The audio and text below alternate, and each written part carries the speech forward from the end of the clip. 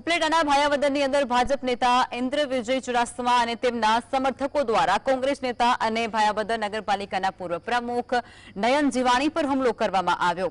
આ ઘટના social media પર એક મેસેજને લઈ અને શરૂ થઈ અને જેની અંદર નયન જીવાણીએ ભાયાવદર નગરપાલિકામાં ચાલતા ભ્રષ્ટાચાર સામે અવાજ ઉઠાવ્યો હતો। આરોપ છે કે ઇન્દ્ર વિજય ચુડાસમા જે ભાજપના જામકંડોરણા વિધાનસભા લઘુમતી મોરચાના પ્રભારી છે તેમના ભાઈ અને અન્ય સમર્થકો સહિત લગભગ 25 લોકોના ટોળાએ નયન જીવાણી પર હુમલો કર્યો હતો।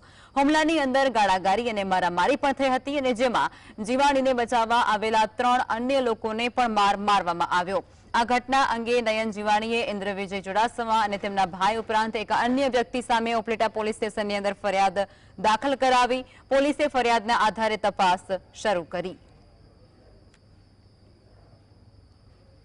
પટેલ સમાજનો છે, પોલીસનો હતો, પોલીસમાંથી હવે પ્રશ્ન પૂરો કરી લીધો છે તો તમે ખોટું રાજકારણ લઈ આવોમાં, તેમ છતાંય અવરિત એને મેસેજ ચાલુ રાખ્યા મને બદનામ કરવા કારણ વગર, એટલે મેં ફરિયાદ કરી, સહન ન થયું એનાથી અને કાલ સાંજે 20-25 વ્યક્તિઓ કે જે દારૂનો ધંધો કરે છે 25-30 વ્યક્તિઓને લઈ અને જિલ્લા ભાજપનો કહેવાતો આગેવાન આવી અને મારી માથે હુમલો કર્યો। આ જિલ્લા ભાજપનો કહેવાતો આગેવાનને એની ટોળકી ભૂતકાળમાં પણ નીતિન પટેલ આવ્યા હતા ત્યારે ભાયાવદર ખાતે બાનમાં લીધું, અમારા પાટીદાર સમાજના ખેડૂતના દીકરાને વાડીએથી લઈ આવીને જાહેર ચોકમાં